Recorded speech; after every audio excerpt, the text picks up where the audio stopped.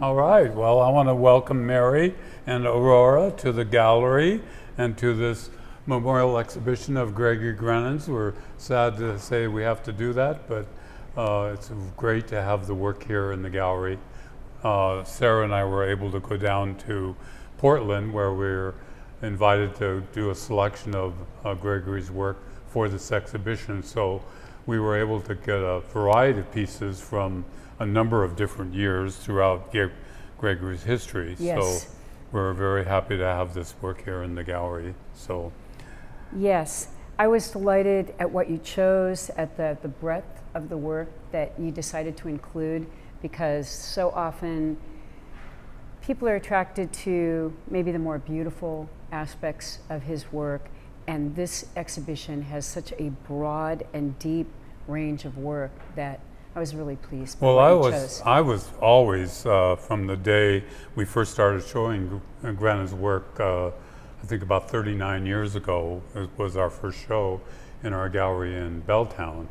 I remember Gregory coming up in front of the gallery with his big truck and unloading a number of paintings. He had already previously gone to a couple other galleries in Seattle, more established galleries at that time, and had been turned away, but he showed up at our doorstep with these paintings, and I was blown away by the work. I was so impressed. You both connected right away.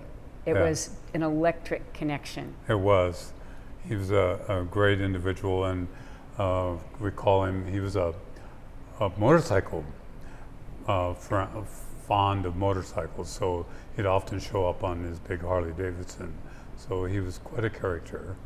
Yep. So.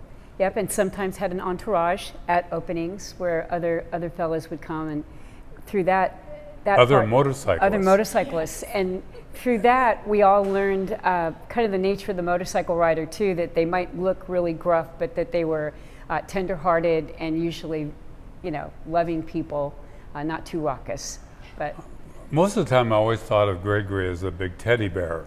There was occasions when he was a little bit overwhelming, but then, but we always managed to get through that. Yes, so. no, it could be intense, and it was only because of the breadth of his dedication to his work, but also, deep emotional bond, and I'm sure he cared very much about you and about the work, and you, as did you. Yes. And so sometimes you'd both be saying the same thing, and there'd be a little bit of a clash at times. Yep, where you wouldn't connect, and not realize you were saying the same thing, that you both would just come. Well, it was also true that Gregory was very protective of his work, and very strongly felt about how it was handled, and the pricing and the stuff. So, and we were new to him. He didn't know.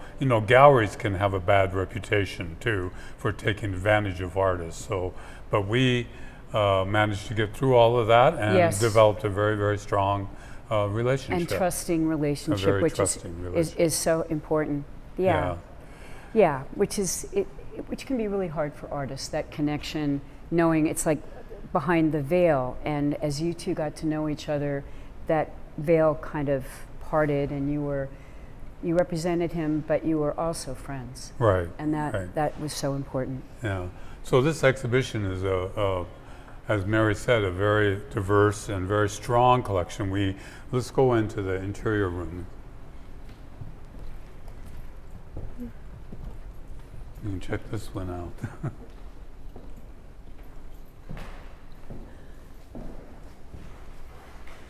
Gregory loved this room. So this was always Gregory's favorite space in the gallery. When we moved in this space in 1992, Gregory had the inaugural exhibition in our new space, and so he loved this interior room. We called it the Golden Mean Room, and he loved the space and loved the way the works lit up in this space. So we decided to do the exhibition, this memorial exhibition, in this room, and we wanted to do something really spectacular, so we decided to do this salon style of hanging the works. So there could be a number of works around the room, and as you can see, it turned out beautifully. I'm really, really happy with the way it turned out. It was really fun to choose the work for this show and go way back and see some early pieces of Gregory's. I think this is the earliest piece. Yes, In the show. I think so. And it was, for me, it was like a treasure hunt, and I'm sure it will continue to be, because Gregory was a very private person, and I think one of the reasons why our marriage lasted and became stronger was allowing each other that space, that private space that you could really develop your work and not be not someone picking at you all the time, like, what's this, and what are you doing here, and where are these things, and can I get in there and see what you're doing? But, so there were whole areas of the house that that I and Aurora and I had not explored, because we knew that was a space that Gregory really, he'd stashed some of his things in there that he wanted just to kind of let percolate. So when we started documenting work possibilities for the show, we pulled out these things and it was like, whoa, look at this, and that was one of them. And then we didn't even know that he had set them aside, like some of them, right? Right. That for his maybe just his private stash. We got into some of that here. Yeah. Some of the pieces that came were just such a surprise and very beautiful and powerful. And one of them was an early piece. I think this one is from 1983. And this piece here is kind of racy. When I was in high school, it was right outside my bedroom door. And so I would come up, I'd wake up in the morning, I'd look at it and be like, oh God, it would kind of freak me out. But by the time I got to college and moved to the Bay Area, I was at a party, and this is a case of art imitating life. I was at a party and there was this very hipster guy, we called him Mustache, because he had the curly, everyone knows one, the curly mustache. And he was wearing a ski mask, and he proceeded to seduce me with the ski mask on. And this is what, 90s? And it was like in the early 2000s, but it was like a case of art imitating life. That got into your subconscious. It got into my subconscious mind. Yeah. I think that's one of the things I love about Gregory's paintings is that they do get into like a weird subconscious part of your brain where these kind of stories exist, these narratives kind of happen, or I was open to the idea because of this. Yes. Yeah, it's like, oh yes, I know this scene. Well, that's not right, so scary. right. It's not so scary. You're kind of hip. I don't know. This could be fun. It's harmless. So. Right, and way before COVID and everyone wearing masks, that was yeah. That's why it's so interesting. I have many stories to tell over the years where people would come in and see Gregory's work for the first time and be repulsed by it. They would be, oh, well, I couldn't live with this, and they see those eyes staring straight at them or different gestures being carried out, and they say, well, this is too strong, I couldn't have this in my living room, only to come back later and say, I could not get that out of my mind, and end up buying the piece, and end up loving it as one of their favorite pieces in the collection. Becky Benaroya last night was going on about the screen and how Jack didn't like the screen at first. She liked it, so she insisted on getting it, and he got it. And then it turned out to be one of Jack's favorite pieces in their home as well. So this happened a lot with Gregory's work.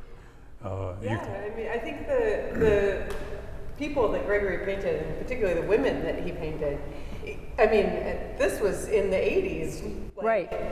And here are these strong women just staring straight at you. They're not backing down. They're not always confrontational sometimes, but they are usually, in powerful positions. Yes. And like very direct. Yes. And that, I think, is hard for some people to initially.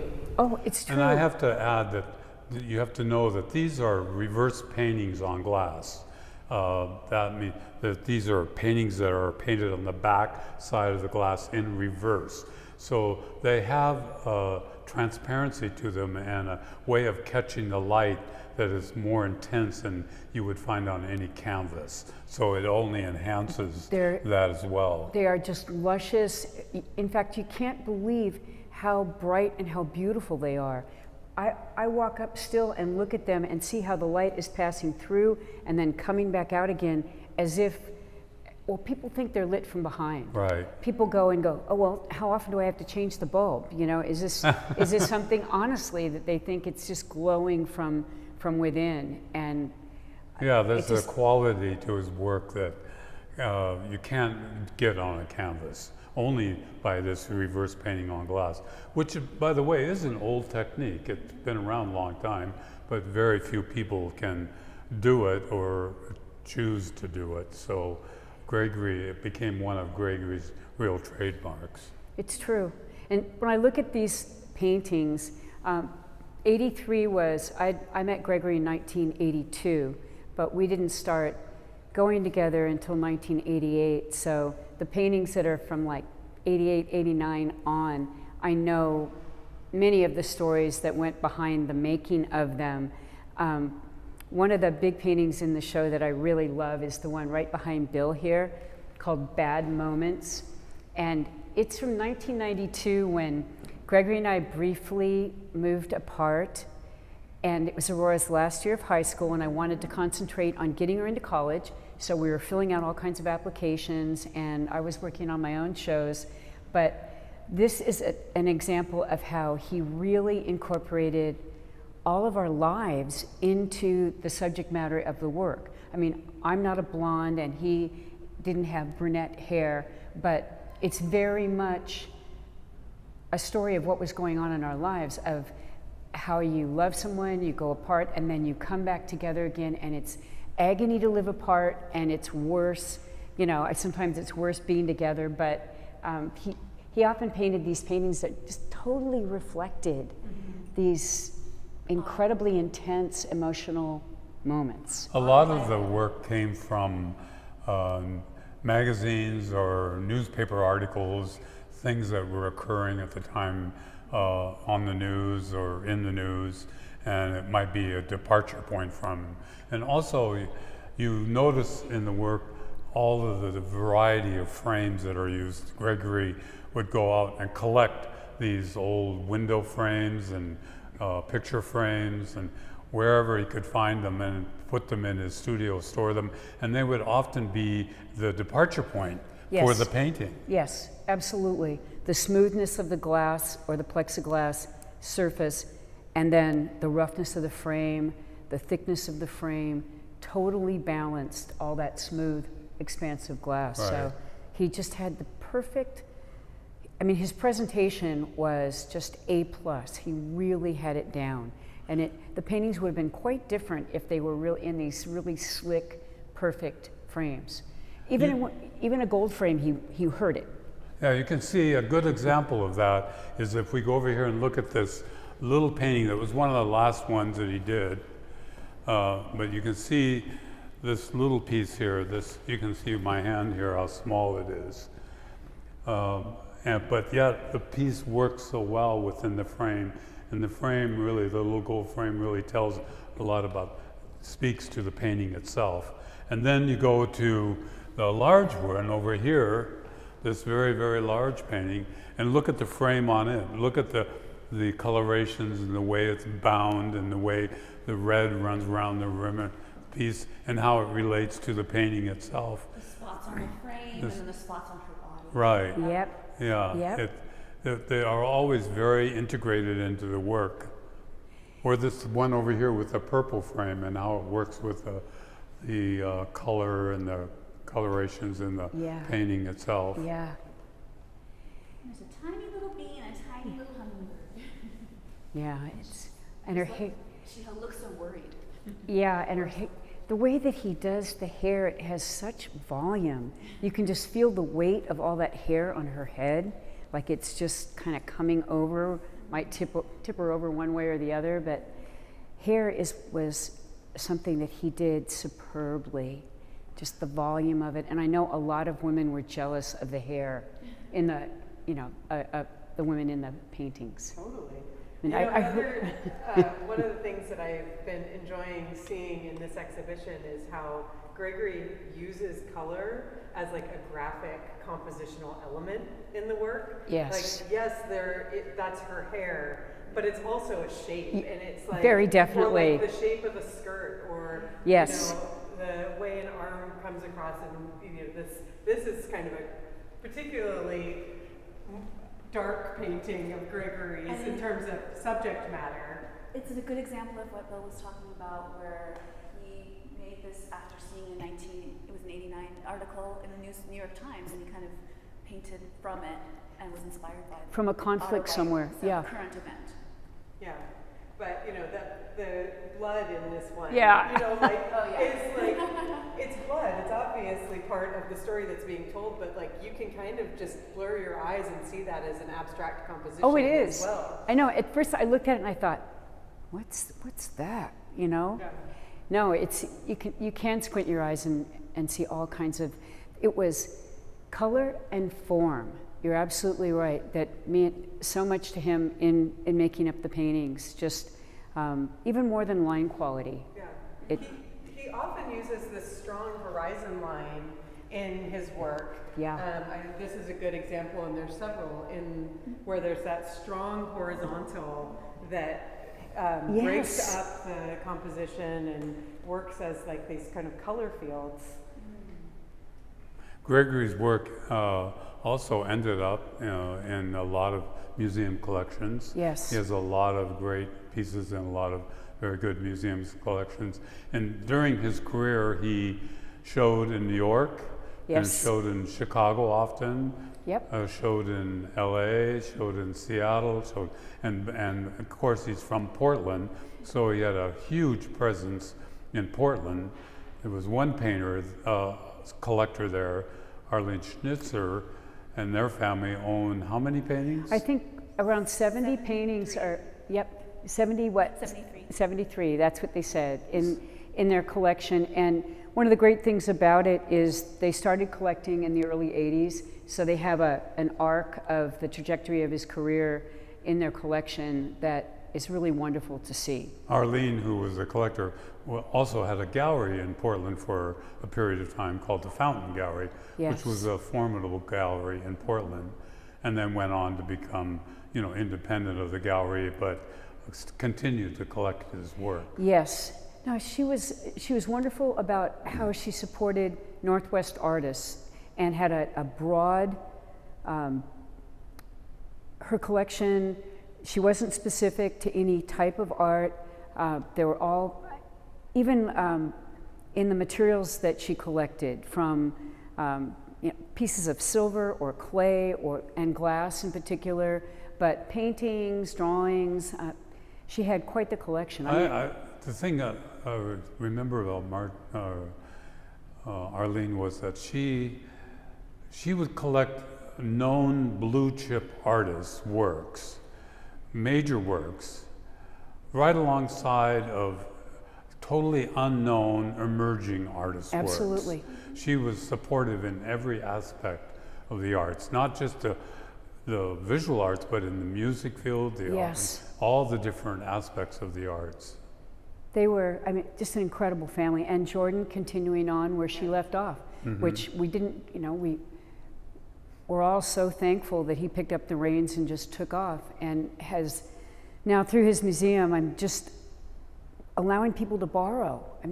All kinds of organizations who have an idea about a show they'd like to put on, they approach him, and there's, it's like the sky's the limit. They facilitate, they work with people to get that work out into areas where people wouldn't see work at all. They wouldn't see artwork. So they're a wonderful family. Yeah. So this is a really monumental, this will be a memorable show. It will always be a big part of my history and my remembrance of Gregory.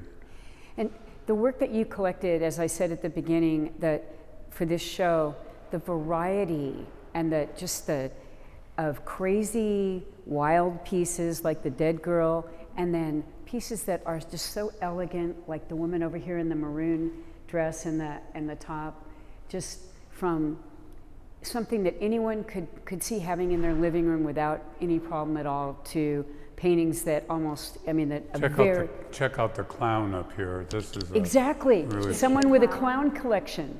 The clown gave me nightmares last night.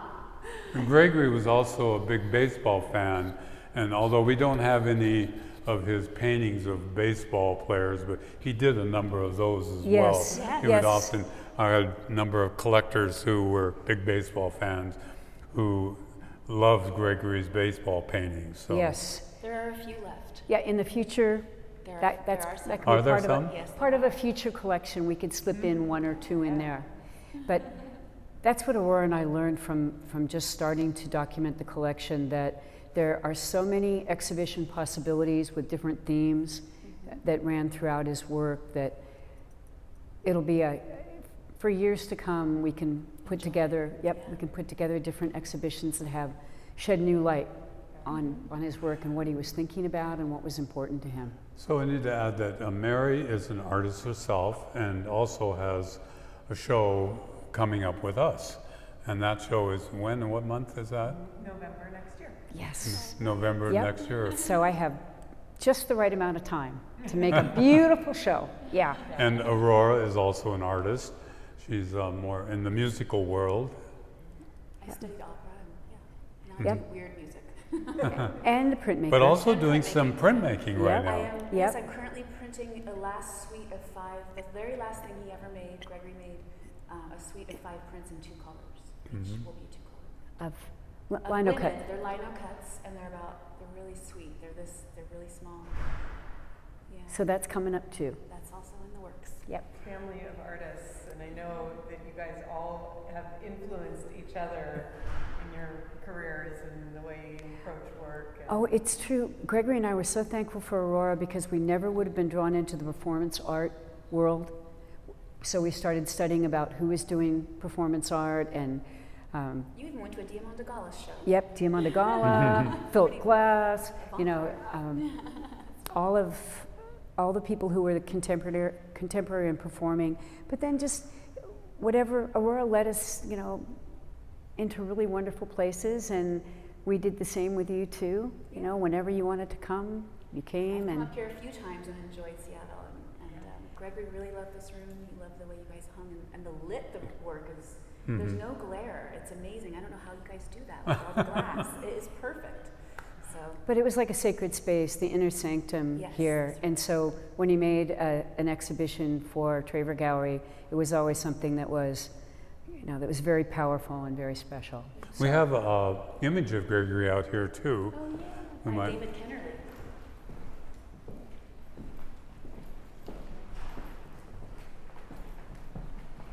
Yeah, so many of these work is abstract paintings, like that one up there too. This is an image of Gregory, looking very, very artistic and beautiful. He was a beautiful individual, And a great man. this is by David Hume Kennerly, who was a dear friend of Gregory's and also collected Gregory's work.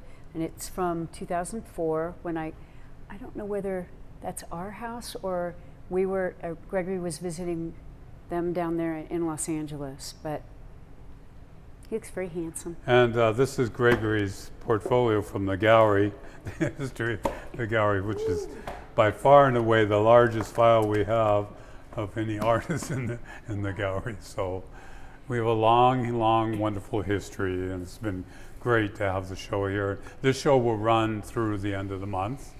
So if you have an opportunity to come and see the show, we'd love to have you join us. And I want to thank Mary and Aurora for all that you've done to make this happen. Thank it's you. really a special show for us. And Oh, it's I'm really- glad to hear you say it because working with you was really wonderful for us too. Yeah. I know how much it meant to Gregory, and we really felt him here both while we were preparing for it and last night and the night before when we were around the gallery. We really felt his presence very strongly here. nice. So it was like electric. Well, he's So definitely here He really in is here. spirit, It for is, sure. and, you know, it's so wonderful that as an artist, he will live on in Yeah. collectors' homes and in our space, and his presence is physically felt It in our is. world. It is. So many people wrote to me and said, well, you know, he lives at our house. Yeah, So exactly. he's over here, you know, so. Right.